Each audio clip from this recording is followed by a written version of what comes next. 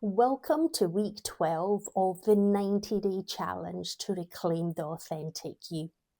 In this video, I'm going to share 7 micro tasks activities in order for you to recognize the progress and growth that you have made over the previous 11 weeks and then into week 12. So this week, the focus is all about celebrating the growth. For those of you that haven't watched the previous content, I will link at the end of this video the series where the other 11 videos are contained, and there's one more to go next week to conclude this challenge.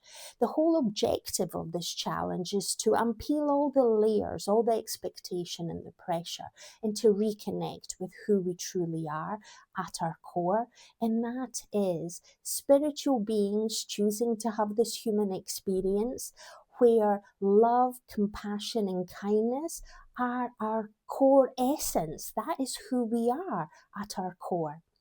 However, through our upbringing, our conditioning, society's expectation, cultural expectations, we have started to dim our light, to play small, to fill the external metrics of what success truly is, and we have lost sight to who we truly are. And through this series, it's about unpeeling all those layers, removing all those masks, and really connecting with who we truly are at our core. So this week is about celebrating growth. So on day 1, the 1 micro task is recognition and gratitude. Over the previous 11 weeks, what are the ways in which you have grown and shown up differently? On day 1, you weren't the same version that you are today in the kind of 80th kind of version that we are in now. And it's about recognizing, have you set healthier boundaries? Are you protecting your energy? Are you introducing a daily practice that you didn't before? Are you slowing down, becoming more self-aware, and interacting with people with intention rather than reacting? You are responding. Tell me. Let me know in the comments below, what is the one thing or the 3 different ways that you have shifted how you're showing up? On day 2, it's about the quiet persistence. Now, change doesn't happen instantaneous, especially when it's unpeeling layers that have accumulated over decades. And for those of us in our 40s, 50s and beyond, we have repeated stories, narratives, expectations that have shielded who we truly are.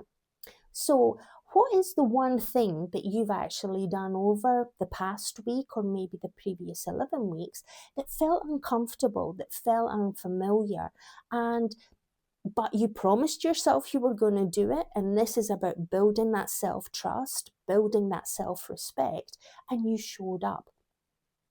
For me, week 10 was a challenging week. There was lots of relational stuff happening in my life, and I could have made a story and an excuse, and I could have said, no, I'm not doing a video that week. Instead, I showed up. It might have taken me 2-3 attempts to record the video, but I did it. I demonstrated to myself that I can overcome tough, difficult situations. And it links to one of the micro tasks that we'll cover on day 4. And it's about just showing up and doing the best that you can actually do. On day 3, it's about becoming your best friend. The whole purpose of this challenge is to really reconnect with who you truly are at your essence, at your core.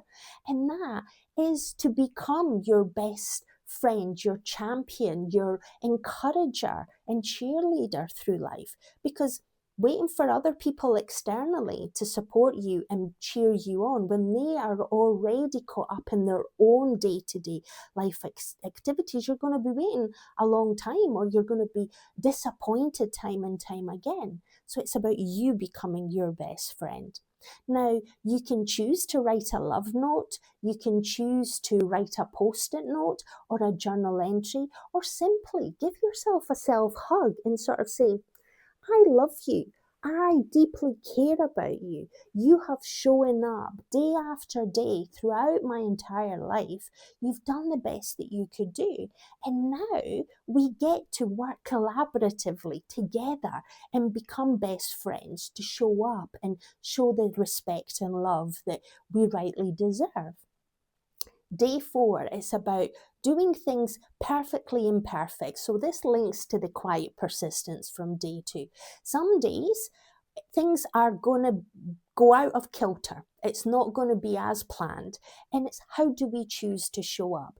Do we just curl up on the sofa or go back to bed and decide, no, today is not happening. I can't cope. I'm not going to get through today. Or do you put on a brave smile and you persevere and you persistently show up? You do all the things on your to-do list, all the commitments and responsibilities that you have chosen to work through, or do you give up? And this is where we choose to persevere. It might be messy, it might feel uncomfortable, it might be that, yes, you don't say the right thing at the right moment. You might need to sort of like self-reflect and see what could have gone differently, what you could have done in a different kind of way. And that might be your battery was running low.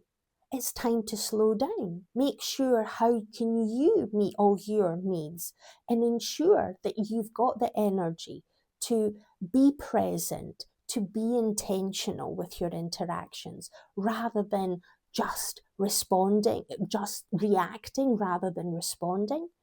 And this is about you being patient and being aware that, yes, it's not always going to go to plan, but you are capable, you are resilient. You've demonstrated that you've done it time and time again.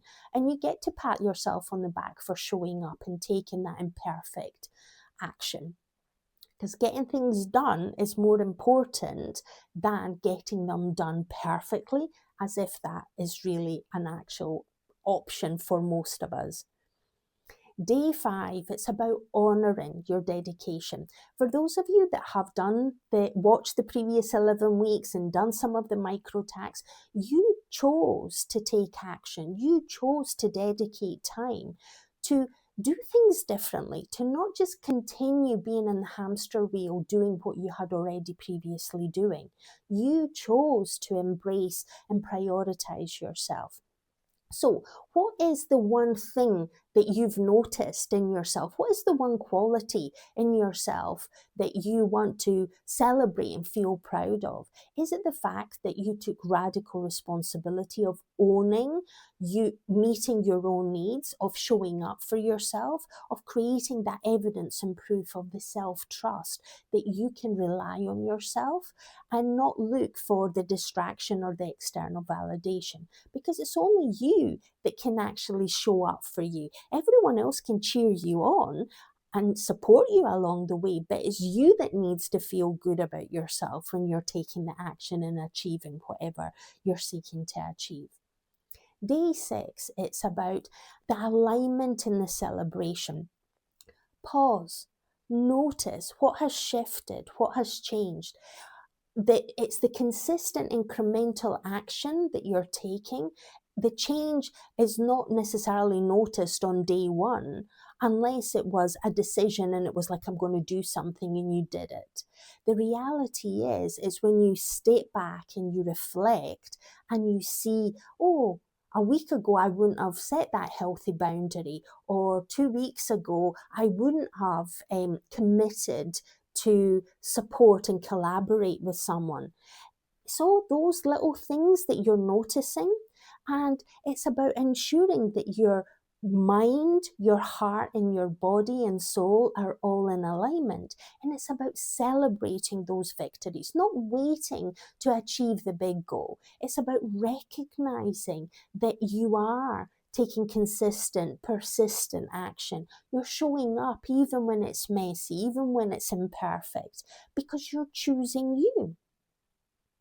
Day 7, it's about what gift are you giving yourself?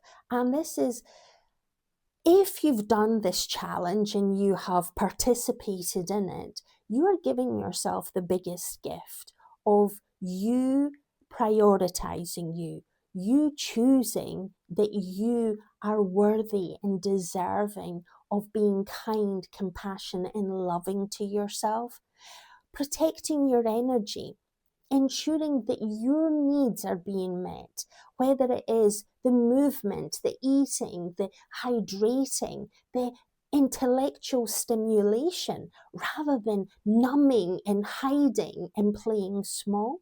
So for you, what is the gift that you're giving yourself by doing this challenge? For me, it's about slowing down that inner dialogue and making that inner dialogue a kinder, compassionate, curious place, rather than it being harsh, judgmental, critical, and always looking at the one thing that didn't happen on the to-do list and not recognizing that 10 things did happen. It's about being kinder and practicing that kindness in my internal communication. So for you, if you've taken action, if you feel brave enough to share, add it in the comments below, because this will encourage other people. There's a lot of people that feel, oh, I don't want to put the spotlight on me. I want to just hide and watch in the background. But the reality is, this is your life. You have to be in the spotlight of your own life. You have to love and take care of yourself, because otherwise you will not accept the love that comes in, because you're going to reject it. You're not going to accept the compliment when it comes in. You're going to reject it. So us getting to our authentic core values and who we truly are, at our authentic center of our being, that enables us to respect ourselves, to love ourselves, to trust ourselves, to be kind and compassionate to ourselves. And when we do all of those things for ourselves, then our energy fills up, our fulfillment, our joy, our contentment starts to overflow. And then we become our best version of ourselves, and our interactions with everyone else is a ripple effect. So, if you've stuck to this point in the video, thank you very much. If you have not already subscribed, please do so. If you've liked the content, please like and maybe share it with someone in your life that could benefit from some gentle coaching to take action, to feel empowered and encouraged that we've all got the answers within ourselves. We just need permission in choosing ourselves and giving ourselves time and space to really look inwards. It's all within ourselves rather than external. So until the next one, I want you to go out and really seize the day. And remember, there's always choices in life, so choose wisely. Bye.